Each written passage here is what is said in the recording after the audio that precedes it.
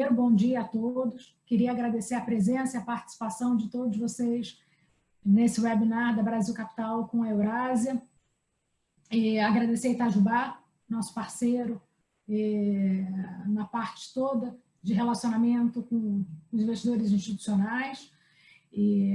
A gente, no final do dia, muito mais para deixar o palco para o Chris Gorman e falar um pouquinho da Brasil Capital.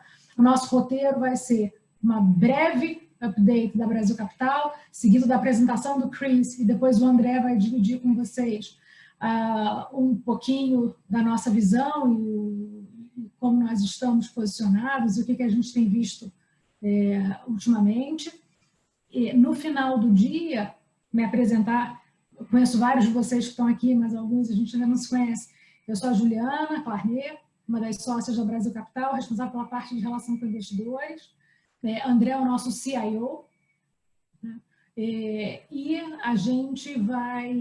Acho que a gente pode começar aqui a fazer uma breve atualização da Brasil Capital, botar todo mundo na mesma página. Brasil Capital, esse mês, agora de outubro, a gente completa 12 anos. Uma empresa especializada em fundos de gestão, de investimento em empresas brasileiras listadas em bolsa. A gente tem uma base de investidor bastante interessante, diversificada. Metade dos nossos investidores praticamente são investidores institucionais, locais e internacionais. A gente tem 18 pessoas no time, 11 sócios, escritório em Nova York, escritório em São Paulo. Foco contínuo no modelo de pessoas, modelo de partnership, processo e produto único. Foco no conhecimento profundo, investimento de longo prazo nas companhias, buscando sempre melhorar o valor agregado dos investidores. Eu acho que o que vale de update aqui é só falar brevemente de 3 iniciativas mais recentes, que a maior parte de vocês já está a par, mas a gente acabou de completar formal agora da análise de ESG com processo de investimento. A gente tem hoje uma política interna bastante robusta sobre os signatários do CDP, do PRI, das Nações Unidas, e também do Stewardship da ANEC. A gente tem uma estrutura hoje de levantamento e análise de dados interna, chamado Brasil Capital Labs, onde a gente tem 2 engenheiros dedicados a essa coleta e mapeamento de dados, e iniciativas de estudos e tecnologia que a gente começou há quase 4 anos atrás, quando a gente desenvolveu esse braço internacional montando escritórios de Nova York. A gente gere hoje pouco mais de 8 bilhões de reais numa única estratégia, e a gente tem o mesmo time gerindo esses portfólios, que são todos gêmeos no final, desde praticamente o começo da companhia. E só vou fazer um comentário antes de introduzir o Chris Gorman, é que a gente vai abrir para Q&A no final da apresentação do André. Por favor, se vocês olharem na telinha do Zoom, a parte de Q&A tem um quadradinho ali, então vocês já podem ir mandando suas perguntas. O que não der tempo de responder, depois a gente repassa para o Chris e para o André, para tentar responder todo mundo, mas fiquem super à vontade para já começar a colocar os pontos relevantes, caso a gente não os aborde aqui. Apresentando o Chris ele é o diretor para as Américas do Eurásia. A Eurásia foi a primeira consultoria dedicada exclusivamente a ajudar investidores a entender o impacto da oportunidade nos mercados. Foi fundada há mais de 20 anos, é uma honra ter o Chris novamente com a gente. E, Chris, o palco é seu, por favor, fique à vontade para contar um pouco para a gente como está essa situação hoje política brasileira e os pontos internacionais que acabam afetando aqui o nosso mundo no dia a dia, com bastante impacto. Perfeito. Em primeiro lugar, é um primeiro prazer poder estar aqui com vocês. Estou tentando colocar a tela só para me dizer se a tela está cheia agora. Está cheia? Perfeito. Muito obrigado, Juliana, André. É um prazer estar nesse evento aqui da Brasil Capital, um momento tão tão crítico no cenário político brasileiro, também mundial. Seria pouco dizer que esses últimos mês e meio tem sido um mês de manchetes políticas dramáticas. Não é? O Brasil, como o resto do mundo, está ainda atravessando um choque associado à pandemia, e o debate fiscal entrou em cena de uma maneira muito forte. O Brasil acabou gastando e implementando uma política de estímulo fiscal representando quase 8% do PIB, para poder atravessar uma paralisação econômica com a pandemia, até um patamar alto com relação aos seus pares de mercados emergentes, e entrou com uma dívida pública também razoavelmente alta com relação aos seus pares. E o grande debate como voltar a um equilíbrio fiscal sustentável e manter o teto do gasto num contexto onde as demandas econômicas e sociais ainda estão muito grandes. Tivemos várias manchetes, muita pressão sobre o ministro da Economia, Paulo Guedes, propostas para poder acomodar mais gastos abaixo do teto, zoom da saída dele, e também um pouco de preocupação que Brasília, como um todo, poderia fazer uma guinada populista. O que eu quero defender aqui é que, a despeito desses ruídos ao longo desse último mês e meio, que também teve impacto nos preços de ativos, eu diria que os condicionantes políticos para uma saída organizada desse impasse fiscal, paradoxalmente, melhoraram ao longo desse último mês e meio, exatamente quando essas manchetes chegaram à tona. Não é? Acho que não era uma surpresa que a gente ia ter esse debate muito difícil. O importante é ficar de olho nos condicionantes políticos de poder ter uma saída razoavelmente organizada. E aqui eu gostaria de trazer algumas mensagens. Primeiro, certamente esse debate fiscal não vai ser fácil, não tem almoço grátis, nós temos um desafio tremendo de poder fazer uma saída, uma transição suave do auxílio emergencial que expira em dezembro. Nossa aposta aqui na Eurásia é que todos os gastos provavelmente não vão ser contidos abaixo do teto em 2021, não é? Mas existe uma grande ressalva. Achamos que para poder aprovar um gasto extraordinário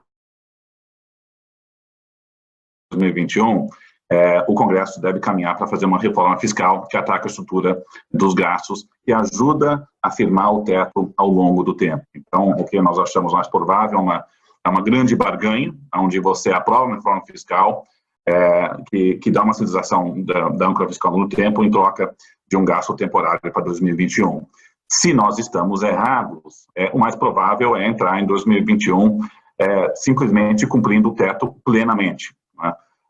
Seja através de uma reforma fiscal mais robusta ou, com a falta de um acordo de uma reforma fiscal, aprovando o orçamento que foi enviado para o Congresso. Isso é um cenário talvez delicado em termos políticos, porque aí a gente entra no fiscal cliff, mas ainda assim não necessariamente um cenário ruim do lado do manejo fiscal, né? Isso significa que uma saída populista, né, aí eu digo, tanto o presidente quanto o Congresso, parcialmente abandonando o teto do gasto em 2021 sem uma contrapartida fiscal, é um risco baixo. Tá?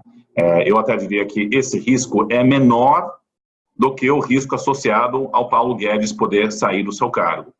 Traduzindo essas afirmações em números, e nós na Eurásia Group gostamos de trabalhar com números, só para deixar muito explícito as premissas com qual nós trabalhamos, isso se traduz, e a gente defende que essa guinada populista, né, que é levantar o teto sem contrapartida de reforma fiscal, a gente atribui só 10% de probabilidade, né, que é menor que a probabilidade do Guedes sair, que a gente está colocando em 30%. Então, a saída do Guedes é um risco, sim, a relação dele com o presidente tem... não acreditamos que ele saia, mas se ele sair, não necessariamente imputa um cenário de abandono da âncora fiscal e uma guinada populista. Acho que existe um equívoco de equivalência entre esses dois pontos. Né? Então, e aí o nosso cenário base é o que a gente chama da âncora fiscal se estica, mas não quebra, que é que algum tipo de acordo deve ser feito para poder aprovar essa reforma fiscal, que está sendo debatida hoje no Congresso. Mas se estamos errados, o mais provável é que o teto, pelo menos para 2021, fique em pé. Tá? Podemos falar sobre a sustentabilidade do teto ao longo do tempo, que isso é outra pergunta, mas eu estou falando mais restrito ao cenário de 2021. Por que a gente chega a essa conclusão, que é um pouco mais benigna do que está se adentrando na imprensa e talvez as preocupações que a gente vê refletido parcialmente nos preços de ativos, né? A primeira razão que nos deixa mais otimistas sobre a capacidade de navegar esse desafio fiscal tremendo vem do lado político e, basicamente, ao fato que o presidente Bolsonaro hoje está numa posição muito mais forte do que ele estava 2 meses atrás. Se a gente olha as pesquisas de opinião, e aqui a gente tem um gráfico somando todas as pesquisas de opinião que foram publicadas, nas duas métricas, não é? A métrica de avaliação de governo do métrica de 5 pontos, que é ótimo, bom, regular, ruim, péssimo, e a métrica binária de mensuração de uma aprovação de governo. E a gente enxerga, né, as bolinhas azuis são a soma de ótimo, bom, as bolinhas vermelhas, e a aprovação do presidente estava variando entre 30 e 35 pontos percentuais, de ótimo, bom, e no auge da pandemia, quando você teve a saída do Sérgio Moro, investigações sobre o Flávio Bolsonaro, saída de 2 ministros da saúde, o ótimo bom dele caiu para 26 a 30. Né? Então, caiu uns 5 pontos percentuais no ótimo bom e o ruim péssimo subiu 35,40 para 40,50. De lá para cá, temos uma recuperação nesses índices de aprovação. O ótimo bom chegou a 38 pontos percentuais, que era um pouco semelhante ao que estava no início do mandato, e o ruim péssimo caiu para 34. O aprova, desaprova, em contrapartida, num ponto mais baixo, caiu de 50 para 39,40 e agora está em 49,50. E o desaprova está em 44.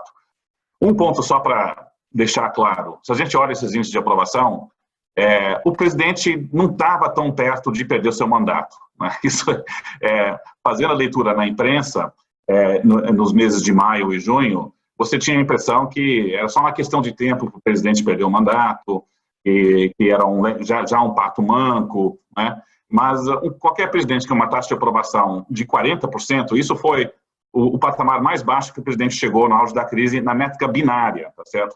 A taxa de aprovação de 40%. E é onde o Donald Trump estava no pior período da Covid-19, né? E o Donald Trump está concorrendo a uma reeleição, ele tem boas chances de poder, pelo menos ele tem uma chance de poder se reeleger, né? E o patamar com que o presidente perdeu o mandato é um ótimo bom que chega abaixo de 20 pontos percentuais. Veja aqui o ótimo bom da Dilma Rousseff e Fernando Collor de Mello, 1 ano antes dos pontos percentuais, 6 meses antes do impeachment, estava chegando a 15 ou abaixo de 15, tá? Então, a gente nunca tinha apostado que o presidente não terminaria o seu mandato, existe uma subestimação do capital político do presidente, e agora, quando você tem essa esticada de aprovação, o que se coloca nos jornais e muitos comentaristas políticos argumentam isso é ruim para a equipe econômica, porque o presidente teve uma subida na aprovação popular dele por causa do auxílio emergencial, e logo o presidente vai concluir que ele deve gastar mais. A lição da alta da aprovação ele se beneficiou desse auxílio e, portanto, ele precisa continuar a manter esse auxílio de alguma forma e também deixa o presidente se sentir bem empoderado, menos refém da equipe econômica. A nossa leitura é oposta, para ser sincero. Tá? Vamos pensar no contrafatual. Nós vamos entrar agora em um debate fiscal muito difícil que é inerente ao desafio da Covid-19. O Brasil tem uma dívida pública elevada, ele fez um estímulo fiscal ambicioso, e eu diria que hoje, em Brasília, existe um consenso, e o consenso é que tanto lideranças no Congresso quanto o presidente da República temem uma crise de confiança com desancoragem fiscal. Tá?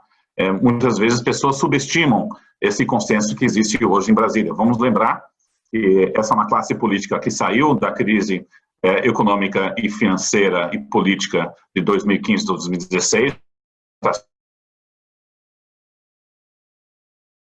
e desde a impeachment da ex-presidente Dilma Rousseff, tivemos 4 anos de debate fiscal público nacional. A equipe econômica apresentou todos os números do lado fiscal ao longo de 2016, aprovou a PEC do teto do gasto no final de 2016. Em 2017, tivemos outras rodadas de socializar para o Congresso a necessidade de fazer uma reforma da Previdência. Não conseguiram por causa da crise do JBS, mas pelo menos houve esse debate e criou as condições para poder aprovar a reforma da Previdência no ano passado. O meu ponto aqui é que, pelo bem e pelo mal, o que ocorreu depois da crise de 2015 a 2016 foi uma socialização da relação entre descontrole fiscal e crise de confiança e queda do PIB, onde todo mundo perde. Tá? Isso foi a lição da crise 2015-2016. E eu sinto que essa lição foi incorporada, conversando com parlamentares, tanto no Senado quanto na Câmara de Deputados, e eu acho que o presidente da República reconhece isso. Né? A nossa leitura é que o presidente ele tem medo desse cenário de descontrole fiscal. O reconhecimento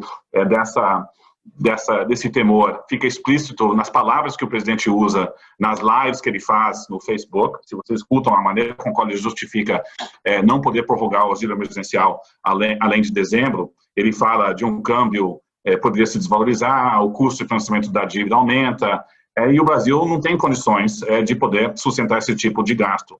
Então, essa preocupação, acho que existe na parte do presidente, e o presidente intuitivamente sabe fiscal, né? E mais, eu diria o seguinte, até mesmo a ala, entre aspas, mais gastadora dentro do Palácio do Planalto, que defende algum gasto extrateto, também tem essa preocupação de uma crise fiscal desancorada. A maior evidência, para tanto, vem do fato que as matérias da imprensa que são vazadas, né, ao longo desse último mês e meio, de quem poderia substituir o Paulo Guedes no cargo dele, qual o nome mais cotado, né, que a gente vê nas matérias na CNN? O nome mais cotado é o presidente do Banco Central, Roberto Campos Neto. Que não faz o menor sentido. O presidente Roberto Campos Neto é muito próximo do ministro, é muito alinhado com a agenda. Se o ministro sair porque ele se sente desgastado e não tendo o apoio do presidente, dificilmente o presidente Roberto Campos Neto assumiria esse cargo. Mas nos diz algo sobre quem que está vazando essas matérias.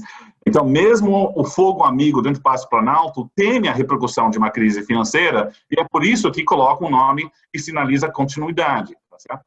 Então, agora, nós temos esse consenso de preocupação do lado fiscal, que foi fruto da última crise. Então, os atores, inclusive o presidente, entram com esse framework. Agora, estamos numa encruzilhada, porque estamos com ainda no meio de uma pandemia, né? A pandemia se estabilizou em termos de casos e óbitos, começou a cair ao longo desse último mês, sim, mas ainda é um quadro sanitário ainda não resolvido.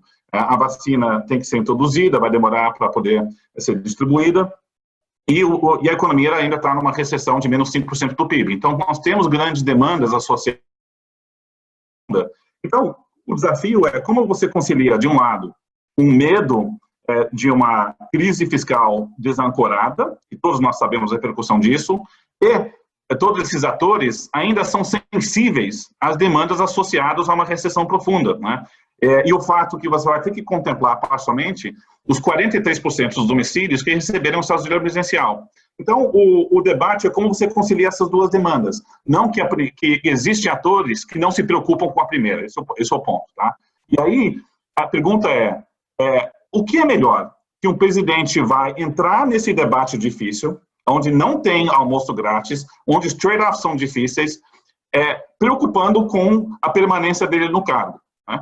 Muito melhor o presidente entrar nesse debate sem a preocupação do impeachment, onde o impeachment não está mais pairando sobre a cabeça dele, olhando os índices de aprovação dele hoje, quando está com aprovação de 49 e 38, ele se transformou em um presidente que é visto no Congresso como um ativo eleitoral para 2022, então parlamentares querem estar próximo do presidente porque podem ajudar nas suas respectivas campanhas de 2022, e logo o poder de barganha sobre o presidente perante lideranças no Congresso aumentou, né? Se o presidente estivesse com uma taxa de aprovação mais baixa, né, com taxa de ótimo bom de 26, não acho que ele ia perder o mandato, mas ele ia se preocupar com perder o mandato, né?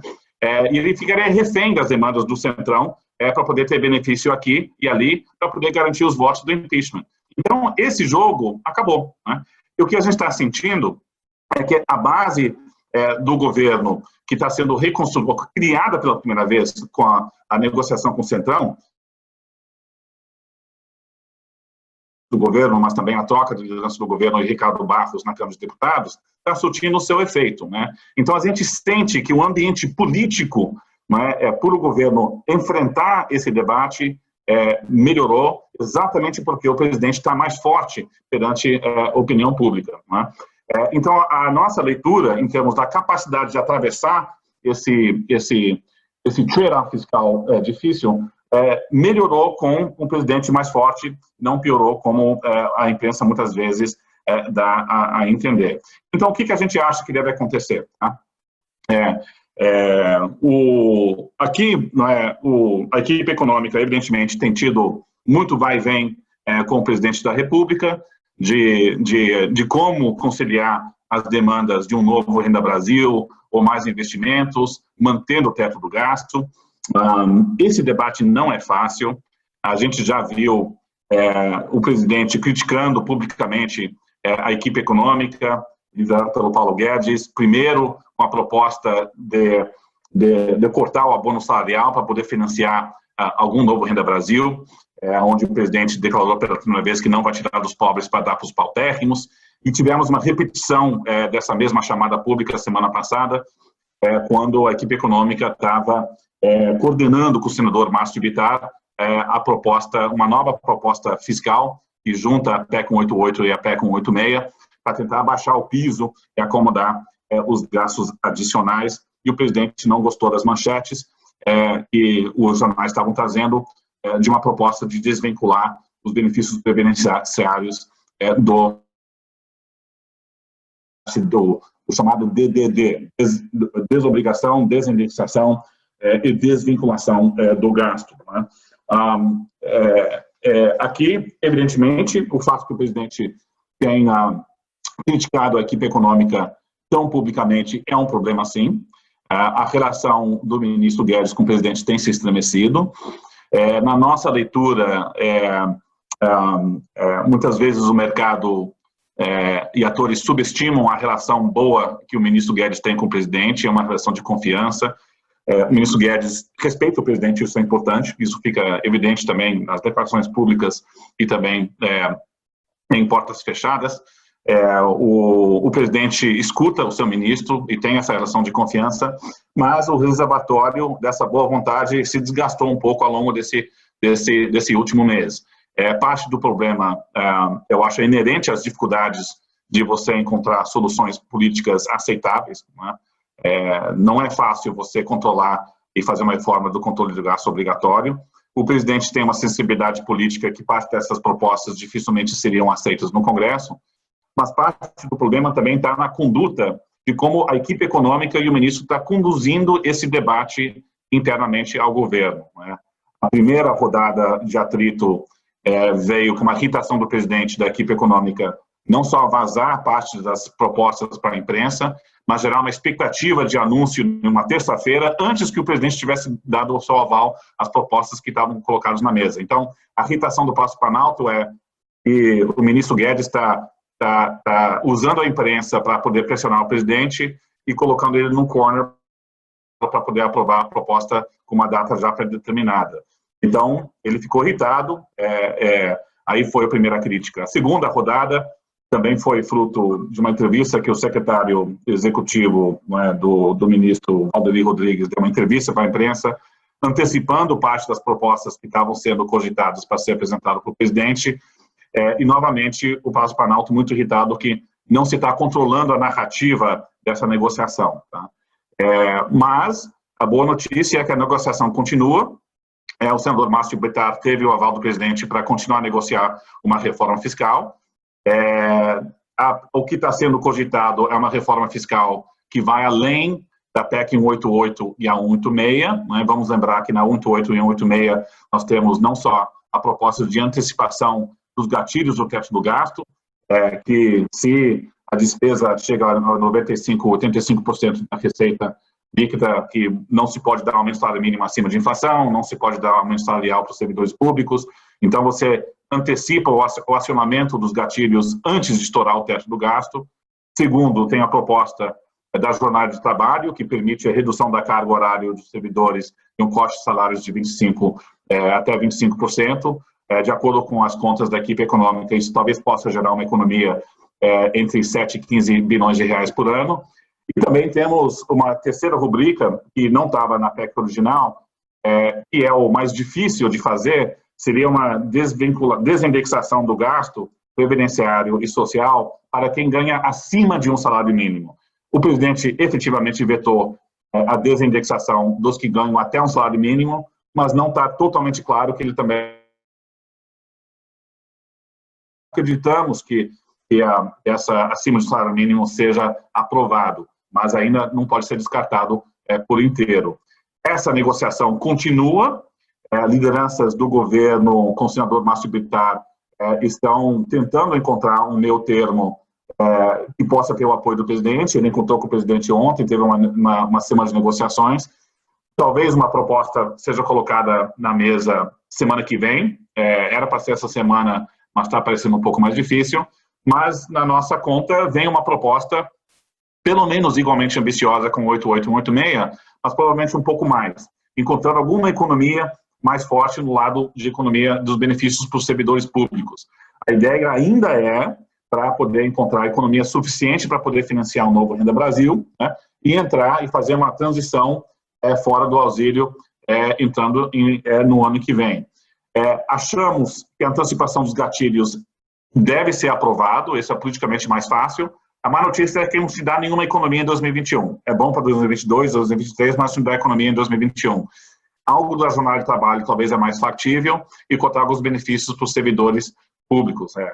Na prática, isso significa duas coisas, que talvez a economia fiscal que dá para se encontrar abaixo do teto não vai ser grande o suficiente para poder acomodar essas demandas de gasto de curtíssimo prazo. E o teto vai ficar mais espremido ainda, porque o governo vai ter dificuldade de não reverter a derrubada do veto presidencial da isenção para a folha salarial dos 17 setores, que pode ser votado já no Congresso semana que vem. Então, o teto vai ficar... Então, a nossa aposta na Eurásia é que nós vamos ter uma barganha. Para poder aprovar essa reforma fiscal antes do final do ano, que é um calendário curto por causa das eleições municipais, você vai ter que colocar uma cenoura aí, né, para os parlamentares. E a cenoura é um gasto temporário relacionado à Covid-19, extrateto, né, que é um upside para os parlamentares. Então, você aceita um gasto extrateto 2021 e, em troca, você entrega uma reforma fiscal e entrega e reforça a âncora fiscal ao longo do tempo. Tá? Se a gente não tiver esse tipo de acordo, né, ou o resultado mais provável é que você entra em 2021 sem aprovar uma reforma fiscal, mas as negociações da reforma fiscal continuam, porque se não aprovar uma reforma fiscal até o final desse ano, entregar o teto de 2022 vai ser mais difícil ainda. Né? Então, dificilmente uma reforma fiscal vai sair do páreo das negociações. Tá? O ponto aqui também, para reforçar, é ter um equilíbrio político onde você simplesmente chega no final do ano, não tem uma reforma fiscal, e aí diz, vamos aprovar uma PEC para levantar o teto e fica por isso mesmo, né, mesmo que seja parcial.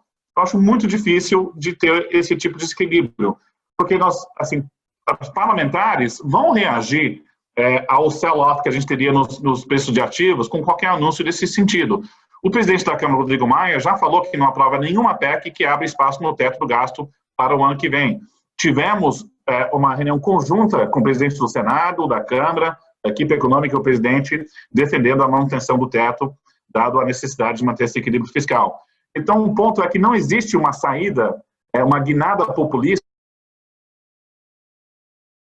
Tá? E, no fundo, o que o teto do gasto está fazendo está cumprindo o seu efeito, que é você forçar esse debate fiscal e os trade-offs e a necessidade de controlar o gasto obrigatório. Tá? Esse processo vai ser ruidoso, né? Existe um risco, sim, do ministro Guedes sair do cargo, porque ele se sente desprestigiado. Se ele sair, eu não estou dizendo que seria uma equivalência de cenário, seria uma perda, sim, teríamos uma perda de credibilidade na conduta da equipe econômica. O presidente talvez encontraria dificuldades de encontrar um substituto que tenha muita credibilidade no mercado, mas a própria saída do Guedes e a venda de ativos no mercado financeiro que estaria, isso por si só também seria um motivador de chegar a um acordo na reforma fiscal, né? Imagina um cenário que o real vai acima de 6, a curva longa de juros abre, a preocupação de fuga de capitais, todo mundo no Congresso levaria um susto, inclusive o presidente. Esse seria o momento para poder sentar e, precisamos aprovar algo na reforma fiscal para evitar uma nova crise de confiança que possa inibir uma recuperação econômica em 2021. Né? É por isso que, quando a gente faz esses nossos cenários, né, veja aqui, essa partezinha aqui do Guedes sair seria uma versão ruim do cenário âncora fiscal se estica, mas não quebra. Não seria equivalente a uma guinada populista. Tá? Uma guinada populista de verdade é possível, acho que dependeria de um quadro sanitário piorando bastante, isso é possível, não dá para descartar isso, um cenário político mais conturbado, com uma queda mais forte na aprovação do presidente, uma combinação de um quadro social piorando mais, isso que nos preocupa, de entre aspas, uma guinada mais populista para 2021. Tá? Segundo ponto, que isso do lado fiscal, né, que eu diria que tem muito foco da atenção. Como é que nós enxergamos o resto da agenda? Né? Aqui eu diria que nós temos uma notícia também razoável, que se passado um acordo no lado fiscal sobre o orçamento de 2021, onde de alguma versão do teto do gasto é mantida, né, nós estamos mais construtivos sobre a agenda de produtividade, as reformas que aumentam a produtividade da economia e pode aumentar o potencial do país. A mãe dessas reformas é a reforma tributária, que a gente acredita que vai ser a espinha dorsal da PEC 45, da unificação das alíquotas do valor agregado, assim, PIS, COFINS, IPI, ICMS e ISS. Mas a gente olha a agenda micro-regulatória, como o PL da Lei de Falências, autonomia do Banco Central, novo marco regulatório para pessoas de gás, novo marco regulatório para PPPs, ferrovias. Toda essa agenda a gente acredita que anda. Né? E é importante lembrar que esse é um Congresso que tem um DNA mais reformista que os anteriores, dado o choque político-eleitoral que ocorreu em 2018. Então, aquele DNA mais reformista que a gente estava vendo antes da pandemia está começando a voltar. Muitos parlamentares enxergam essa agenda de forma construtiva, porque pode atrair investimentos privados nesses respectivos setores. Então, a gente acredita que anda. Não acreditamos que a privatização da Eletrobras vai ser aprovada, está em jogo, mas não. Vai ser um ano difícil, tá certo? Se a economia não recuperar plenamente, o quadro sanitário não plenamente sanado, e você sai de você não tem mais o auxílio emergencial, é claro que 2021 vai ser um ano politicamente desafiador. Pode pipocar algumas propostas populistas no Congresso em setores regulados, mas a gente acha que essa agenda anda mesmo a despeito desse ambiente mais difícil. Eu quero concluir aqui só falando umas palavras sobre reforma tributária. Eu acho que essa é a outra grande reforma que tem chances de poder avançar e, de fato, ter impacto maior em termos de preço de ativos e também para o ambiente empresarial. E aqui, a boa notícia é que o jogo para a reforma tributária mudou. Todos que sabem que o grande ponto de veto para uma reforma tributária sempre se encontrou nos governos estaduais. Os governadores gozavam da utilização da redução do ICMS uma ferramenta de fazer política industrial para poder atrair indústrias para os seus estados. Eles não queriam perder essa liberdade. E também qualquer proposta de unificação do IVA federal, estadual e local se esbarrava na resistência de estados com medo de perder receita, né? Praticamente quando você migra a tributação de origem, onde o bem é produzido, para o destino, onde o bem é consumido, né? Então, os estados produtores temiam perder receita nessa transição. O que mudou é que hoje os governadores viraram os grandes protagonistas dessa reforma. Eles estão sentando numa base tributária decadente, né? Com a economia mudando no setor de serviços, eles estão muito preocupados com a base tributária. O jogo de fazer redução de ICMS para atrair indústria chegou ao fim. O Supremo Tribunal Federal julgou inconstitucional várias dessas isenções. Aí o Congresso homologou todas as isenções que foram dadas e colocaram as restrições quem pode colocar novas. Você pode convalidar o que outros estados fizeram. O estado de São Paulo começou a fazer isso, então, dando o incentivo que outros estados já fizeram, e os outros estados entraram em pânico, porque significa que as regras do jogo não mais os beneficiam. Então, os estados chegaram a um acordo inédito na reforma tributária, chegaram a um acordo para poder garantir a equivalência de receita nessa transição nos próximos 10 anos, e hoje são os grandes protagonistas da reforma. Não é por acaso que a PEC 45 começou no Congresso, né? Sobre a liderança do presidente Rodrigo Maia. Segundo, o Rodrigo Maia está querendo terminar o seu mandato na presidência da Câmara com a cereja do bolo, entregando uma reforma tributária antes do final do ano. Vai ser difícil, não estamos tão confiantes que possa votar uma reforma tributária até o final desse ano, dado um calendário congestionado, mas existe um intuito nesse sentido e um otimismo dentro da Comissão Especial da Reforma Tributária, sob o comando do relator Aguinaldo Ribeiro, para poder avançar e levar ao plenário. De forma interessante, muitos parlamentares veem uma reforma tributária como alinhada com as demandas de uma recessão profunda, porque aumenta o PIB potencial. Vamos lembrar que projeções feitas também pela consultoria, assim, liderado pelo CIF, e o PIB potencial aumenta em 20 pontos percentuais nos próximos 15 anos, se a forma como essa aprovada, então isso ganha uma certa saliência no Congresso. Então a gente acha que isso tem chão para poder avançar. Qual é o grande obstáculo? O grande obstáculo hoje é a união, né? Porque o grande risco que a equipe econômica teme é que na negociação de uma reforma tributária, os estados mordem uma receita do governo federal grande demais, através do Fundo de Compensação para Exportações e o Fundo de Desenvolvimento Regional, para poder ajudar os estados nessa migração de origem para destino. Essa foi parte do atrito entre o Rodrigo Maia e o ministro Paulo Guedes, que também apareceu 2 semanas atrás. O ministro Maia está negociando com o secretário de Fazenda diretamente essa reforma, tá? Então isso gerou um pouco de mal-estar. E nosso temor, se essa reforma miar, é porque você tem a equipe econômica começa a trabalhar contra e o governo federal também. Achamos que dá para chegar a um acordo para evitar isso, mas é difícil. Segunda resistência é o setor de serviços, que na transição de origem para destino e uma alíquota única, o setor de serviços perde e a indústria ganha do lado da redistribuição da carga tributária, mas a gente acha que dá para poder contemplar parte das demandas do setor de serviço com algumas alíquotas diferenciadas, mas não muito, tá? Mas o que ajuda também é o fato que, sem o financiamento público ou para as campanhas eleitorais por parte das empresas, o poder de lobby do setor privado caiu em Brasília, no Congresso. Isso fica claro com as conversas que nós estamos tendo com as lideranças.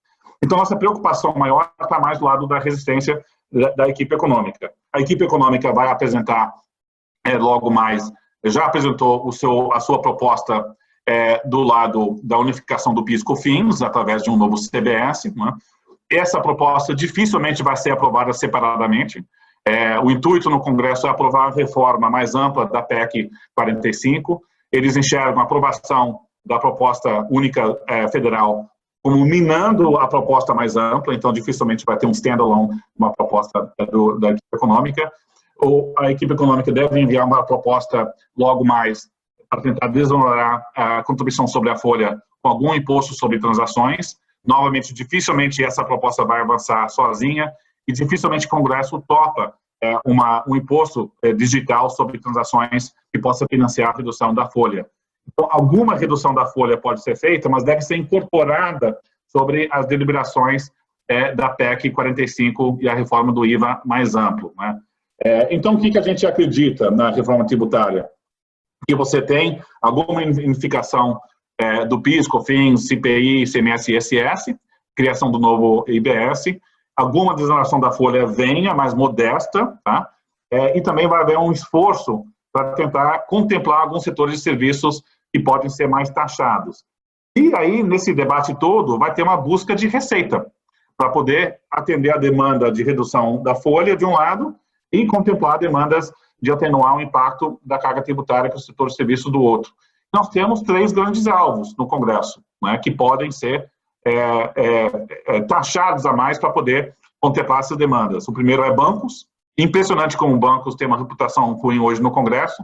Nós tivemos vários balões de ensaio durante a pandemia de propostas para taxar bancos, mas alguma taxação de bancos maior deve vir para poder contemplar essas negociações. Número 2, ricos, né? Então, parte da base de clientes da Brasil Capital aí tem que ficar atenta. Existe um debate, seja de taxação de heranças, seja taxação de dividendos, né, que isso também pode entrar na parte da reforma tributária do imposto de renda sobre pessoa jurídica. Grandes fortunas é mais difícil, mas eu não descarto taxação de fundos fechados, que possa entrar no ano que vem. Mas ricos são um alvo para poder contemplar parte dessas demandas, particularmente num ambiente pós-pandemia como esse, né, onde a desigualdade de renda sobe com o fim do auxílio no ano que vem. E o último, comércio eletrônico, né, que faz parte do debate internacional de taxar as empresas tech. Então, alguma versão de taxação de comércio eletrônico deve vir, mas não nas bases tão amplas que a equipe econômica está sugerindo que seria uma mini nova CPMF. Tá certo? Se nós estamos errados e não aprova uma PEC 45 mais ampla, o cenário mais provável é que não aprova nada, para ser sincero. Talvez você consiga aprovar uma reforma restrita do PIS/COFINS, mas a nossa aposta é que as lideranças vão continuar trabalhando uma reforma tributária ampla em 2021. Então, se tenta uma reforma ampla e morre no ping-pong entre o Senado e a Câmara, aí a gente chega próximo de 2022, talvez não temos condições de fazer uma reforma tributária, você cria as condições para poder fazer depois. Tá? Último ponto aqui, se você escuta tudo que eu falei, a mensagem o debate fiscal muito difícil, ruidoso, tem risco do Guedes sair, mas algum acordo minimamente ordenado deve sair, e do outro lado, uma agenda produtiva que tem espaço para avançar em 2021. Não parece um cenário tão ruim, mas vamos lembrar 2 coisas, tá? Qualquer acordo do lado fiscal vai ser parcial, porque, assim, a necessidade de poder cumprir o teto do gasto só é dificultada todo ano, né? Então, não acreditamos que a reforma fiscal vai deixar o teto sustentável ao longo dos próximos anos. A gente vai ter que ter outra reforma fiscal, talvez, provavelmente depois da eleição, mas dependendo do quadro externo, antes da eleição, né? Acho que se o quadro externo permanecer favorável, dá para comprar um pouco mais tempo no debate fiscal. Se o quadro externo piorar, talvez esse debate fiscal vai ter que ser antecipado antes da eleição. Segundo ponto, o ambiente político não vai ser fácil pós-pandemia, né? Não só no Brasil, mas muitos países da América Latina. Quando a gente olha as pesquisas de opinião, é bom lembrar que o pano de fundo que a gente via antes da pandemia era um quadro de desencanto profundo por parte do eleitorado com relação a instituições como partidos políticos, a mídia, né, essa revolta contra o establishment, insatisfação sobre a qualidade de serviços públicos como educação, saúde e segurança.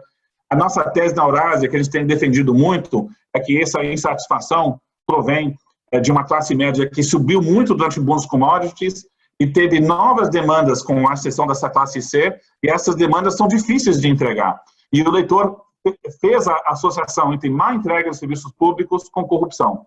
Foi esse caldo que o presidente Bolsonaro foi eleito. Ele surfou essa onda contra o establishment. Você vê os dados de opinião pública que mensuram o grau que a população não acredita no sistema amplamente dito, e é muito alto. No Brasil, e mais alto do que em alguns países industrializados, né? Confiança em partidos políticos muito baixo, na mídia, uma confiança muito baixa. Precisamos de um líder forte para recuperar o que foi dado aos ricos e poderosos. 73% da população concorda com essa afirmação, né? Novamente, o debate tributário entra um pouco aí nesse vertente, e esse ambiente vai ser reforçado por causa da pandemia. Nós vamos entrar num cenário, talvez uma recuperação lenta, um quadro fiscal desafiador nos estados, que estão na linha de frente de entregar esses serviços. Então, a qualidade de serviços públicos dificilmente vai melhorar nesses próximos anos. E quem é que acaba pagando um preço maior com a Covid-19? Né? É a camada de mais baixa renda e informal. Né? Você teve o auxílio emergencial, que foi o grande alívio que não se possa sentir a dor econômica e social do Covid-19, mas essa dor vai ser sentida no ano que vem. Então, o ano que vem não vai ser um ano fácil, a aprovação do presidente tende a cair lentamente no ano que vem, não acho que vai ser uma queda abrupta, não, e a disputa de 2022 vai ser mais competitiva. Né? Com certeza, a chance de reeleição do Bolsonaro em 2022 caiu por causa da Covid-19. Né? Se não fosse pela Covid-19, a gente estava com a visão que o Bolsonaro era o claro favorito à reeleição. Talvez ele vai se eleger ainda, mas o grau de favoritismo dele não é tão alto por causa da crise, e altas nas índices de aprovação dificilmente vão permanecer ao longo de 2021 e 2022. Mas deixa eu terminar por aqui, agradeço a atenção e podemos entrar aqui para perguntas. Legal, Chris. Super obrigado pela sua exposição. Nos ajuda sempre bastante e, ao mesmo tempo, conhecendo você a longa data, sabendo que, de fato, você estruturalmente tem uma visão de curto, médio e longo prazo, você classifica essas visões e, de fato, quando é para estar muito negativo, você está muito negativo, e quando, enfim, o cenário se reverte, você de fato reverte a visão, e hoje, de fato, a gente está passando por um desafio, enfim, fiscal, de crescimento e tributário muito relevantes. Eu vou fazer aqui, Chris, uma pequena contextualização da Brasil Capital nesse cenário, e aí, no finzinho, a gente tem um espaço para Q&A. Eu volto a falar para os participantes que podem mandar perguntas. Eu vou ser bastante breve e falar da Brasil Capital.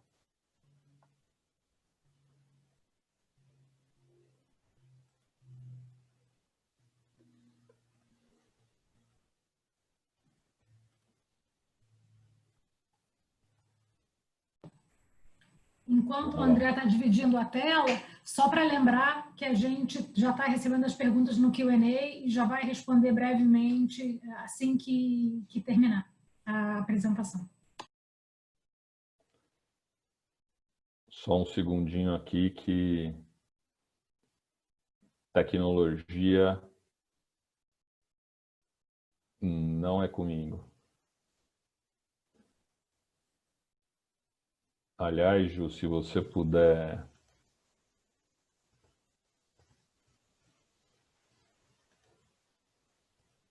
Estão vendo a tela, não? Legal, e estão me ouvindo bem também? Bom, então, falando rapidamente, enfim, o Chris falou bem e eu não tenho muito a adicionar, mas a gente teve a reforma da Previdência em 2019 e, teoricamente, o Brasil estava no caminho certo até que veio o Covid, e com o Covid, naturalmente, por conta de toda a calamidade, da fragilidade das pessoas, da população, enfim, de fato, o governo no Brasil e Banco Central, enfim, no Brasil e no mundo, tiveram que agir pesadamente nas duas pontas. De um lado, garantindo a liquidez do sistema, das empresas, e do outro, de fato, implementando programas sociais que dessem algum poder de compra para a população. Então, no fim das contas, em 2020, a austeridade fiscal foi super comprometida. A gente sabe o que aconteceu com o nível de câmbio a 5,50, com a curva de juros, apesar do curto prazo, da Selic está em 2%, e só para a gente ter uma ideia e contextualizar, há um ano a taxa de juros de curto prazo nos Estados Unidos, o Fed Funds estava em 2%. Quer dizer, a gente caminhou por uma Selic no nível de taxa de juros dos Estados Unidos no ano passado, algo que ninguém esperava. Mas, ao mesmo tempo, a curva de juros está muito inclinada, os juros longos em torno de 7% ou mais. Evidentemente, tem, ou parece haver uma janela para reforma fiscal, administrativa, eventualmente tributária. A popularidade do Bolsonaro está em bons níveis. E do nosso lado, durante o sell-off do Covid, a gente percebeu que, como costuma acontecer, de fato, em todas as grandes realizações, a maioria das ações ela performa de maneira uniforme, né? Quer dizer, numa crise muito grande, o beta é 1 para quase todas as companhias. E aí, a partir de abril, aos poucos, os fundamentos voltaram a prevalecer. E nessa recuperação, a gente teve um foco muito grande em empresas que são adaptáveis, que inovaram, empresas com uma durabilidade muito grande, resistência, resiliência, e também com foco em sustentabilidade. Acho que é super relevante dizer que muita gente fala, claro que no dia a dia, na sociedade, em desigualdade de oportunidades, ou desigualdade do ponto de partida, ou desigualdade social, mas o que a gente está vendo nesse momento nos mercados, seja nos Estados Unidos, seja no Brasil, é uma desigualdade corporativa. Claro, essas desigualdades corporativas foram criadas pelas próprias companhias. O que a gente vê são empresas grandes, capitalizadas, com muito acesso ao mercado de capitais, e, via de regra, essas empresas grandes elas têm gestores de altíssimo nível, de alta qualidade, com capacidade de alocação de capital, times muito fortes. E essas companhias vieram investindo pesadamente nos últimos anos, especialmente em tecnologia, dos processos, dos produtos finais, experiência do consumidor.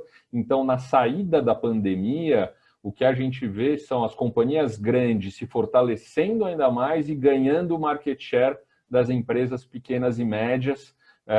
Então, a gente chama isso de desigualdade corporativa. Isso vale no Brasil, isso vale nos Estados Unidos, e é importante dizer que o Ibovespa, nosso índice, ele, de certa forma, tem as melhores companhias do país. O que a gente fez com o nosso portfólio durante a crise foi aumentar a exposição em tecnologia, em experiência do consumidor, em conectividade, mas, ao mesmo tempo, também em empresas exportadoras e a parte de cosméticos e beleza, em detrimento de companhias como CVC, Azul ou mesmo Petrobras. Quer dizer, ganharam participação no nosso portfólio a Natura, uma empresa de cosméticos e beleza, uma das líderes do mundo, que recentemente comprou a Avon, enfim, está se recuperando no mercado interno, tem uma boa participação na América Latina e tem a chance agora de, com a Avon no resto do mundo,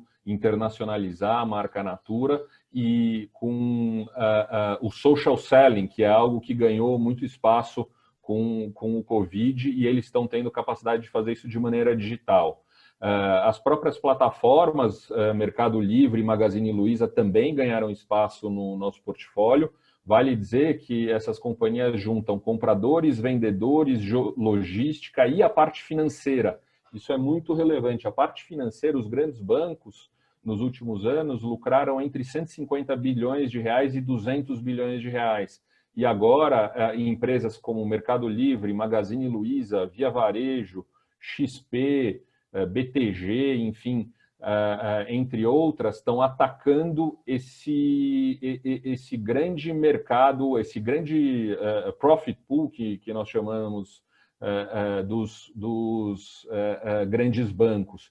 E, de fato, essas companhias inovadoras, elas são muito grandes hoje em dia. São companhias que, somadas, têm entre meio trilhão de reais a 1 trilhão de reais de valor de mercado.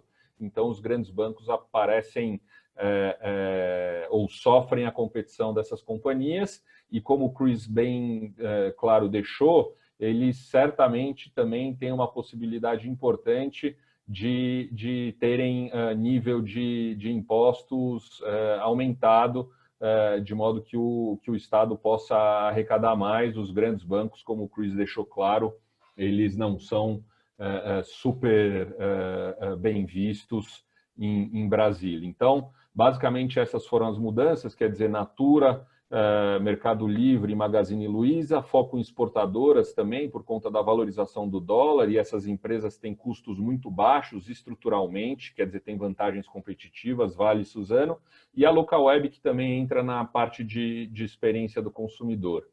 Na sequência, a gente tem o desempenho do fundo em diversas janelas, enfim, todos vocês já sabem. O que eu acho relevante dizer aqui também é que a dinâmica do mercado de capitais brasileiro está mudando.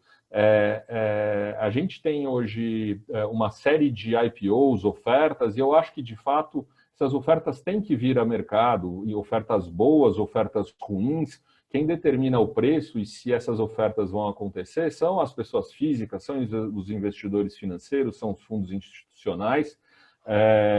Então, para a gente, essas ofertas que hoje representam, de certo modo, um peso no mercado, porque a gente está falando entre ano passado e esse ano 150 bilhões de reais de ofertas, novas ofertas, algumas secundárias do BNDES, o que também representa o governo saindo da economia com iniciativas mais liberais, mas a mensagem que eu quero deixar aqui é que essas ofertas, apesar de fazerem com que o mercado pese no curto prazo, porque é muito, de fato, a oferta é muito grande, elas representam para a gente uma matéria-prima futura para a geração de alfa. Então, para a gente, isso é muito, muito relevante. Quer dizer, apesar do mercado pesar no curto prazo, com o excesso de liquidez e de ofertas, isso para o longo prazo, para o médio e longo prazo, para a captura de alfa, é muito relevante. E as companhias brasileiras, algumas delas também têm listado na Nasdaq e na NYSE, especialmente as relacionadas à tecnologia, mas de fato são empresas brasileiras listadas fora do Brasil. É super importante dizer que do nosso retorno histórico de 26% ao ano, 85% desse retorno veio de companhias que abriram capital a partir de 2004. Então, são empresas relacionadas a serviços, não são empresas, quer dizer, vamos dizer, velha economia ou incumbentes como os bancos, ou ainda Vale, Petrobras, empresas de telecom que formavam o índice lá atrás, e são empresas, vamos dizer, da nova economia, e é por isso que a gente vê com muito bons olhos essa matéria-prima, essa nova abertura de capitais que vem pela frente, e hoje do nosso portfólio, 80% da sua configuração é de companhias que abriram capital também a partir de 2004. E é por isso que para a gente é tão relevante 200, 300, 500 companhias abrirem capital, porque vai representar potencial de geração de alfa para o fundo ao longo dos próximos anos, a despeito da situação macroeconômica, das dificuldades estruturais do país, que, claro, acabam pesando no mercado, mas a gente acredita muito no poder das companhias gerarem resultados ao longo do tempo, empresas dominantes com time de gestão de alta qualidade. Tá? Aqui a gente aborda rapidamente o setor de tecnologia. A gente fez um índice que reúne as empresas de tecnologia brasileiras e a gente vê claramente a linha verde, uma performance muito superior à do Ibovespa. É o gráfico da esquerda.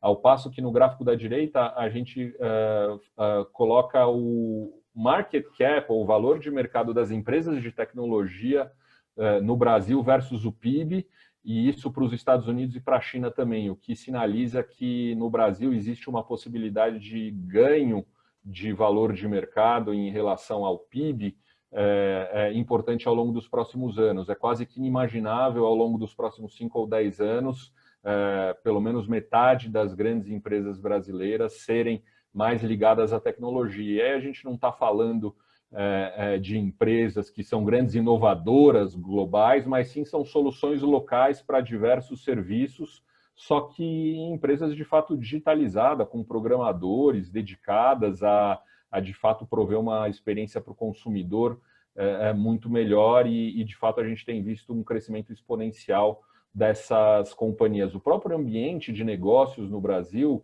prosperou bastante ao longo dos últimos anos, com fundos de venture capital, empreendedores locais se envolvendo cada vez mais, ou ainda a gente tem um relacionamento muito grande com as faculdades, com as universidades, as pessoas que estão se formando querendo empreender, querendo partir para venture capital e não, vamos dizer, para a velha economia. Esse é um dinamismo muito relevante e que fomenta toda a cadeia de abertura de capital, quer dizer, até a abertura de capital. Para a gente isso representa matéria-prima para os próximos anos.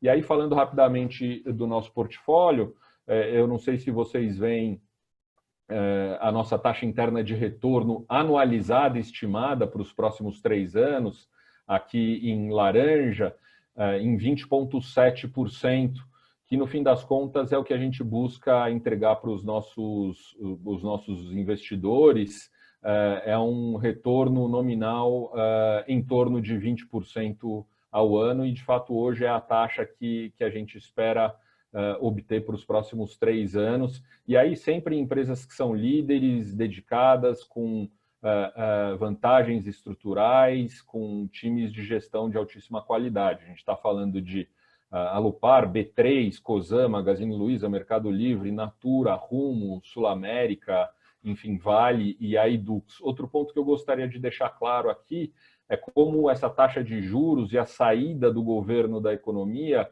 acaba gerando uma atividade no mercado de capitais mais relevante. Quer dizer, hoje a gente teve o anúncio da fusão potencial da Localiza com a Unida, são a primeira e segunda maiores empresas de aluguel de carros e de frotas no Brasil. Há poucos dias houve o início de uma disputa para a aquisição do grupo Laureate de educação, uma aquisição de 4 bilhões a 5 bilhões de reais. Então, a atividade de fusões e aquisições nesse ambiente e alocação de capital por parte das empresas, com times de gestão de alta capacidade, tende a prosperar, e a gente tem que olhar muito, ou com muito cuidado, para essas companhias e para o time que toca essas companhias. Enfim, essa é a mensagem principal que eu quero deixar. Eu abro para perguntas e respostas. Juliana, se puder começar a ajudar, por favor.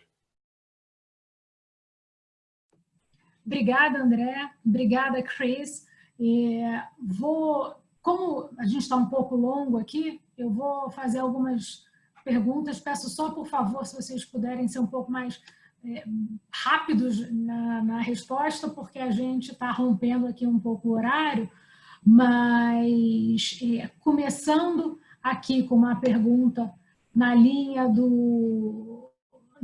da apresentação do Chris, que é interessante, fazer um pouco comparativo, dado que a Eurásia analisa não só Brasil, mas mercados emergentes como um todo, né? Como que no final vocês olham, como vocês da Eurásia olham o Brasil vis-à-vis os demais emergentes, né? E como isso poderia se traduzir em fluxo de capital estrangeiro no país. Seria interessante botar a gente um pouco num contexto global. Sim, uma boa pergunta.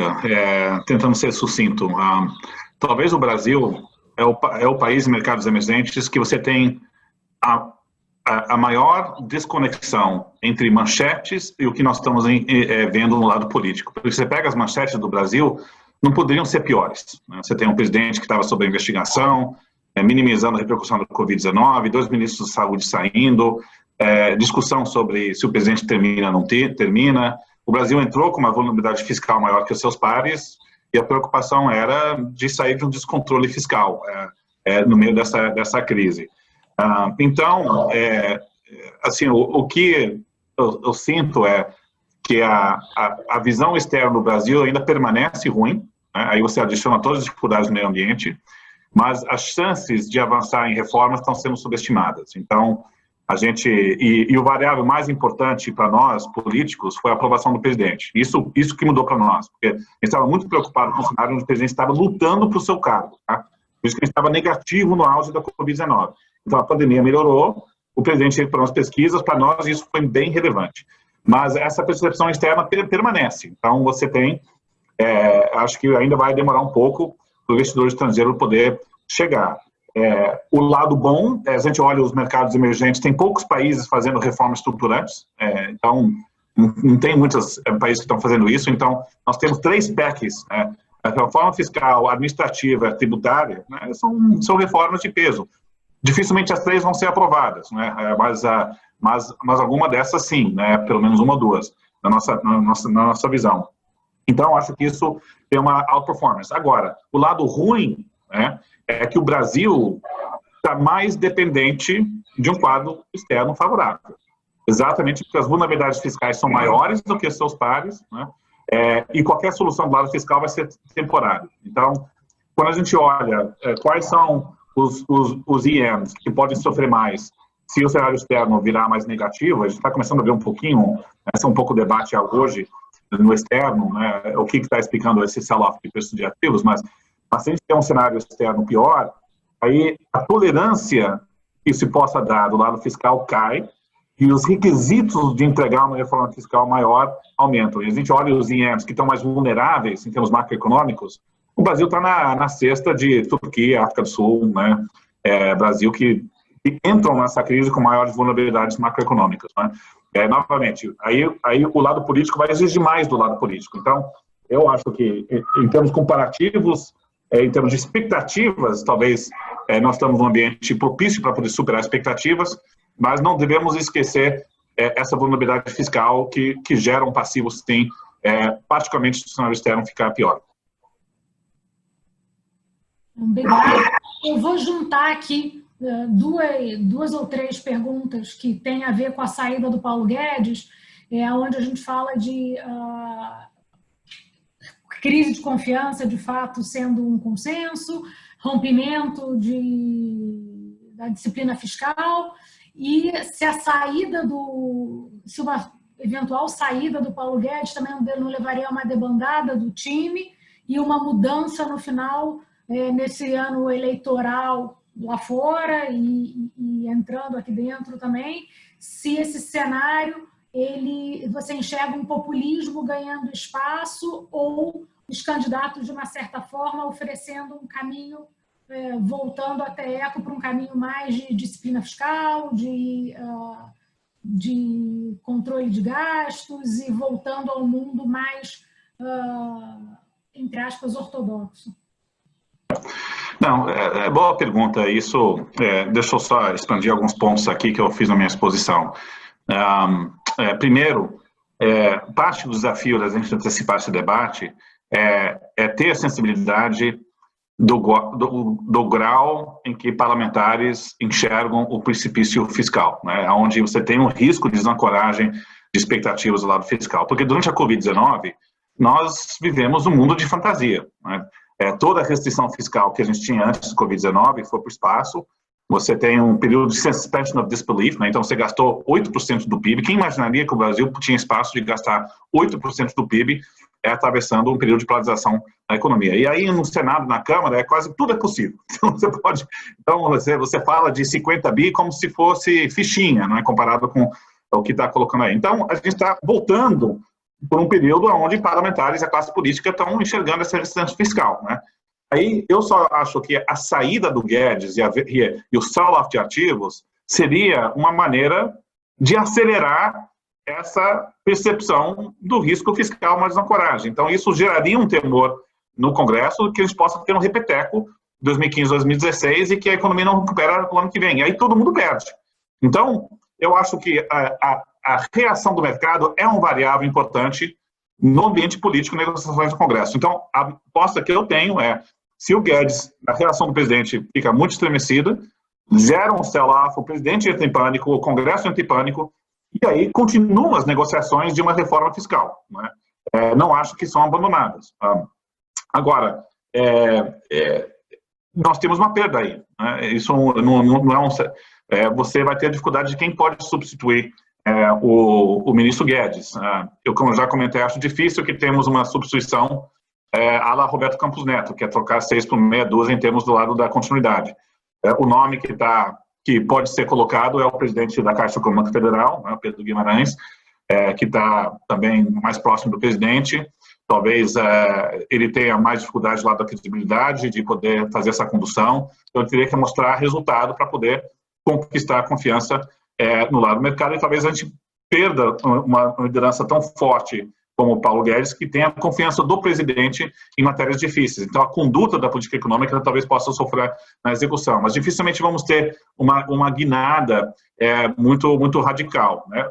Podemos ter uma aceleração mais populista, sim, mas eu apostaria ao contrário. Eu diria assim, é uma versão talvez mais difícil do manejo. E a gente tem que lembrar também que a relação do ministro com o presidente está desgastando, parte porque o presidente não está comprando assim, algumas das propostas que estão sendo colocadas na mesa, mas parte é um desgaste do manejo do debate interno, né?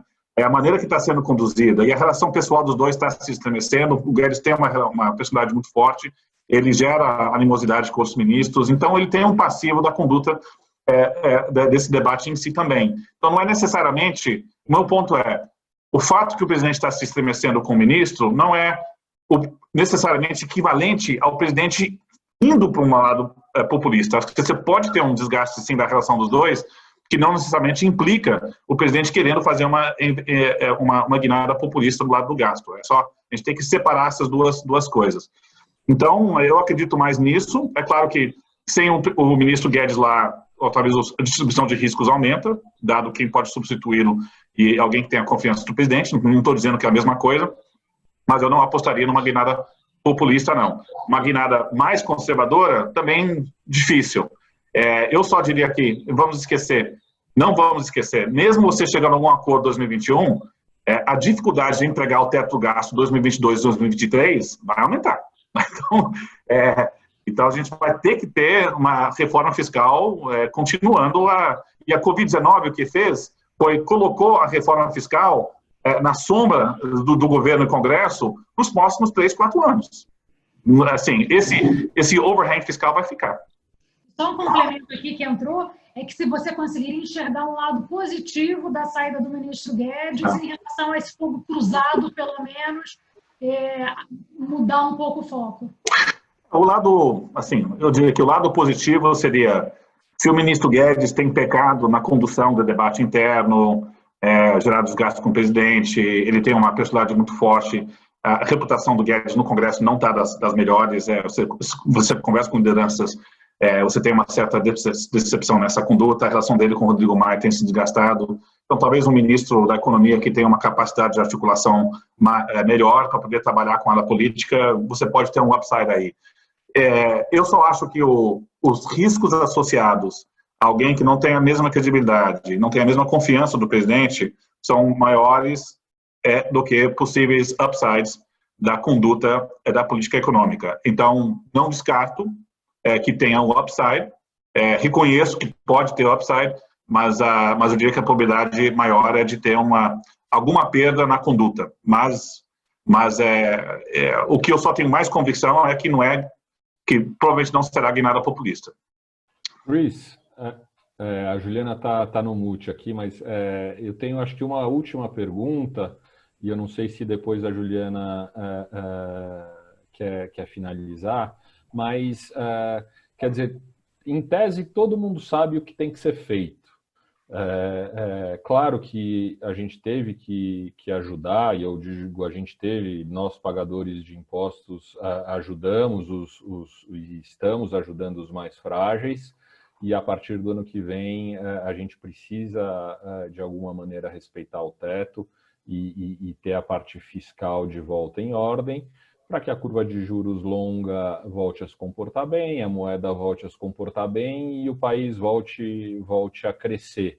Quer dizer, se boa parte do governo e aí incluindo o Ministério da Economia e do Congresso, tem essa noção e existe hoje um apoio maior ao presidente, incluindo, ou dada a popularidade dele também, de novo, num ponto bastante relevante, quer dizer, o que falta de fato para que as ideias se tornem execuíveis, né? Que coloquem na mesa e o negócio vá adiante? Quais são os passos para o negócio se concretizar, né? Porque aí é um potencial de alívio dos ativos locais que é muito relevante, né? Com certeza. Eu acho que duas respostas para essa pergunta, André, que é muito boa. A primeira quando você pode ter um consenso da necessidade de abrir espaço no teto para poder acomodar mais gasto de Renda Brasil ou investimentos. Mas quando você entra no detalhe das propostas específicas, aí é difícil, né? Porque o que nós estamos falando? Nós estamos falando de congelar salários dos servidores públicos para os próximos 10 anos. Se você aprovar a antecipação dos gatilhos, é isso. Você aciona os gatilhos, não pode dar aumento salarial. Então, isso tem um custo. Você não pode dar aumento do salário mínimo. Mais, politicamente mais sensível ainda, é desindexar os benefícios previdenciários ao salário mínimo e inflação. Então, ou cortar o abono salarial. E o presidente, assim, a discurso dele, né, que foi criticado, mas, assim, ele tem sensibilidade. Ele abre o flanco de por que a gente vai congelar, em termos nominais, assim, pessoas que recebem um salário mínimo de benefício previdenciário ou da LOAS, para poder fazer o ajuste fiscal, né? O segredinho feio é que quem ganha 1 a 2 salários mínimos não é pobre, né? Então não é tirando os pobres e indo para os paupérrimos, olhando a distribuição de renda no Brasil. Mas, assim, politicamente, você se abre a essa crítica. Então, essa nova rodada de reforma fiscal que é necessário, que é uma desindexação do gasto previdenciário e assistencial, politicamente não é fácil. E fazer isso em uma recessão de 5% do PIB, né, e onde o custo econômico e social da pandemia ainda estão plenamente por vir também, é mais dramático, né? A maneira que eu diria de pensar é dessa forma. Esse debate viria de qualquer jeito. Antes da pandemia, a estrutura do gasto obrigatório estava subindo, estava exprimindo o gasto discricionário, e a gente já estava... por essa razão que a equipe econômica colocou a PEC 188 e a 186 e enviou para o Congresso. Você tem que atacar a estrutura do gasto obrigatório. Agora, nós vamos debater essas propostas com uma queda de PIB de 5% e desemprego em 2 dígitos subindo acima de 14%, né? E com a perspectiva de retirada do auxílio. Não é fácil. Políticos vão estar sensíveis a essas demandas. Então, esse que é o grande desafio, como avançar nessas reformas e não ser cego e você tem que ser sensível às demandas de curtíssimo prazo, né? E se você é um político em Brasília, você não pode virar as costas para essas demandas de curto prazo. Por isso que eu acho que o cenário é um pouco misto, porque mesmo avançando numa reforma fiscal, eu não duvido que venha propostas mais populistas pipocando para poder contemplar demandas de setores que estão sendo afetados. Só veja o que eu estou dizendo. Eu estou dizendo hoje, acho que vai avançar uma reforma fiscal para baixar o piso. Agora, qual é a chance que o veto presidencial que limita a desoneração da folha salarial para os 17 setores fique de pé, né, e fique restrito em 2020? Não é boa. Provavelmente o Congresso vai derrubar esse veto e vai aumentar o gasto tributário em 10 bi no ano que vem, que exprime ainda mais. Então, o Congresso está indo no lado correto, mas eles não conseguem dizer não a uma proposta de contemplar setores que são afetados pela pandemia, porque, né, desse benefício tributário. Então, é um tensionamento difícil, e a gente vai ficar navegando no fio da meada aí, e muito vai ser calibrando a gente mensurando o grau de preocupação do lado fiscal em Brasília, né, no Congresso e no Palácio Planalto. Então, é por isso que é um processo intrinsecamente ruidoso, né? A nossa aposta é que não vai sobre o precipício, ok. Mas o mercado está reagindo a todas essas manchetes e como não tem almoço grátis, né? Então, talvez está sobreestimando o risco do populismo. Eu acho que pode estar acontecendo isso sim, né? Mas eu também não quero minimizar o tamanho desse dilema e trade-offs que não são fáceis. Última pergunta para o Chris, e aí eu vou fazer só uma pergunta para o André, que entrou aqui, e aí a gente encerra, para ser um pouco mais breve. Essa pergunta é muito straightforward, Chris. Se a PEC do Pacto Federativo deve ser apresentada no Congresso e se tem prazo para colocar em votação? Isso está sendo negociado hoje, o senador Márcio Bittar está negociando, ele estava querendo apresentar essa semana uma versão, talvez demore até a semana que vem, aí você vai ter que construir um consenso, tem uma discussão do senador com o presidente do Senado, Davi Alcolumbre, para levar para votação diretamente ao plenário, sem votação na CCJ, então isso pode ser facilitado. Então, talvez saia do Senado, vamos dizer lá, até final de outubro, né, talvez. E aí, na Câmara, você tem a dúvida se tem que passar pela CCJ e a Comissão Especial, ou dá para pensar para a PEC 438. Então, assim, prazo específico não tem, porque depende de acordo, né? A gente acha que, mas o que a gente tem escutado é que o governo vai trabalhar para poder aprovar, e o líder da Câmara, Ricardo Barros, já se usou tanto. Embora o calendário que o líder, Ricardo Barros, colocou, eu acho otimista demais. De 15 de outubro sai do Senado, depois vai para a Câmara, aprovando. Acho que isso é precoce, esse tipo de calendário, vai ter que ser negociado.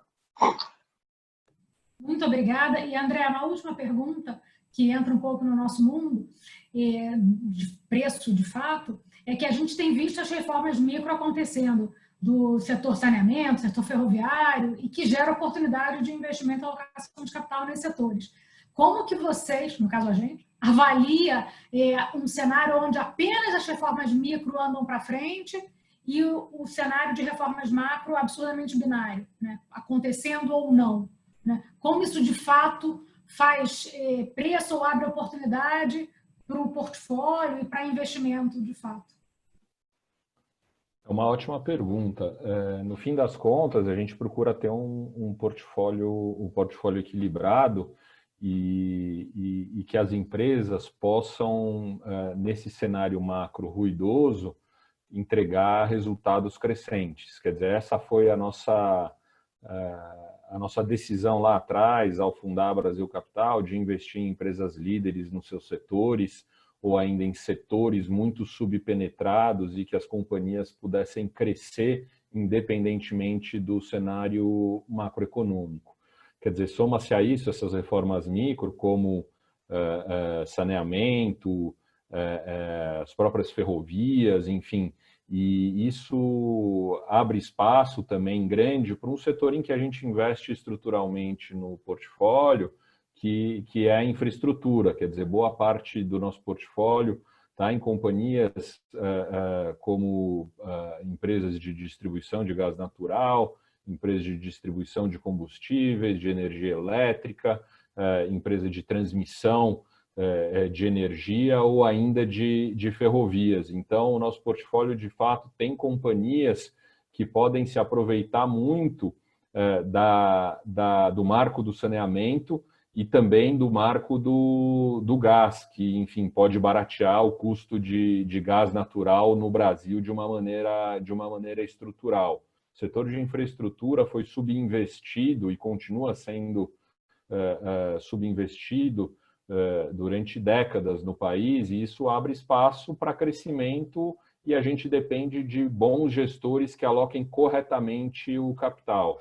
E aí, somado a isso, a gente procura até as teses vamos dizer, estruturais, como o e-commerce, que apesar de já ter caminhado muito, o fato é que hoje das vendas totais de varejo só representam 10%, isso depois da Covid, enquanto nos Estados Unidos a gente já vê estatísticas de 35%, na China de quase 50%, e essas companhias são grandes alocadoras de capital e têm feito um belíssimo trabalho em termos de conectividade, digitalização, experiência do consumidor. Então, são casos estruturais de ganhos de market share. E aí aparecem também casos como o da Natura, que não dependem necessariamente do cenário macroeconômico do país, mas sim de uma mudança ou de uma absorção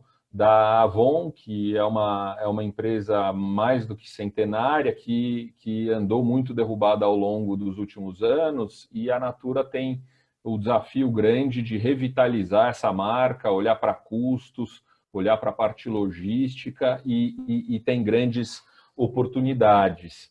E para somar a tudo isso, tem um equilíbrio do portfólio natural de empresas com receitas dolarizadas, como uma Suzano ou uma Vale, que dependem muito pouco do Brasil. E no tema sustentabilidade, isso também entra muito positivamente com os casos de Natura e Suzano também. Quer dizer, a gente vê os investidores cada vez mais pagando por empresas com boas práticas socioambientais e de governança. A Brasil Capital também há muitos anos olha para isso com todo cuidado, enfim, signatários de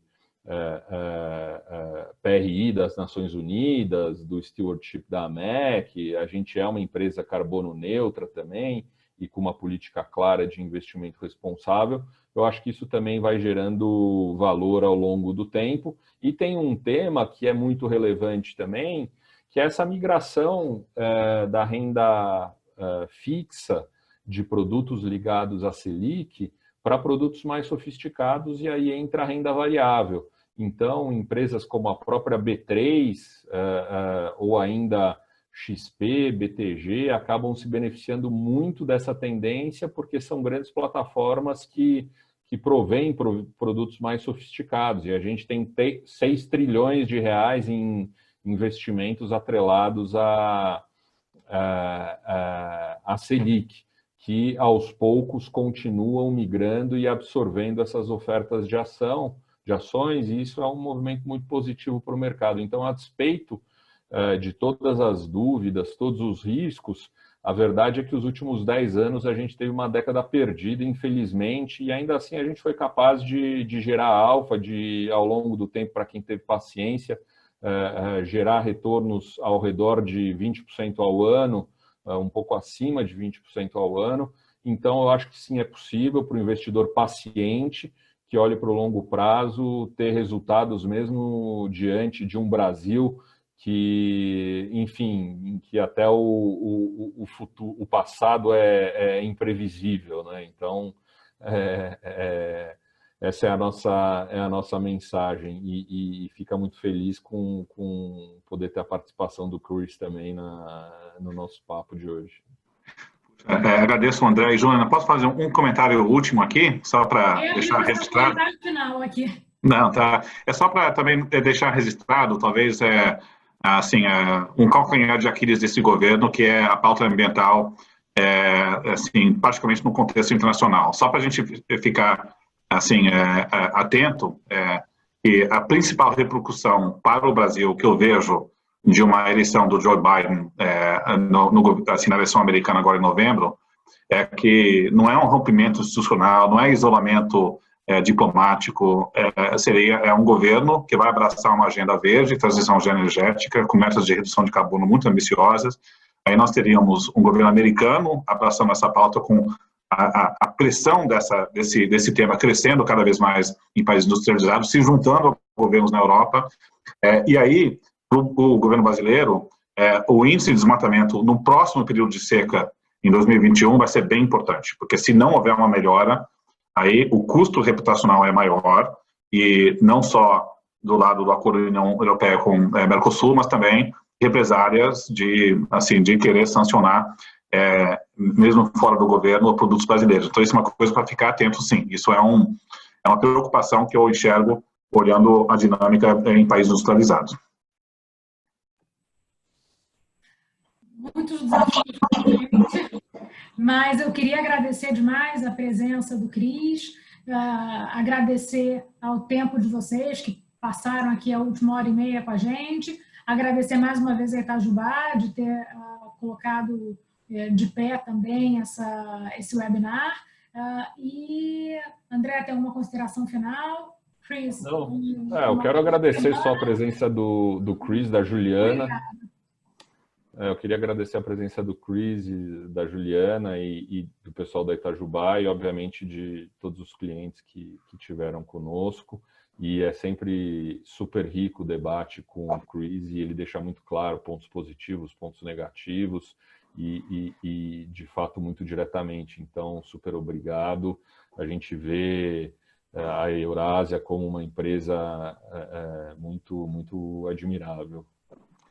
E só o último comentário, a discussão continua aberta, está de pé, assim como a Brasil Capital, como a Itajubá, podem concentrar dúvidas, assuntos que surgirem depois, então fiquem muito à vontade para nos procurar, e também a gente pode ficar aqui à disposição para fazer a ponte com a Eurásia e com o Chris, no que a gente no que não fizer parte da nossa praia aqui diretamente. Muito obrigado, grande prazer estar aqui com vocês. Tchau, gente. Obrigada. Obrigado, gente. Tchau.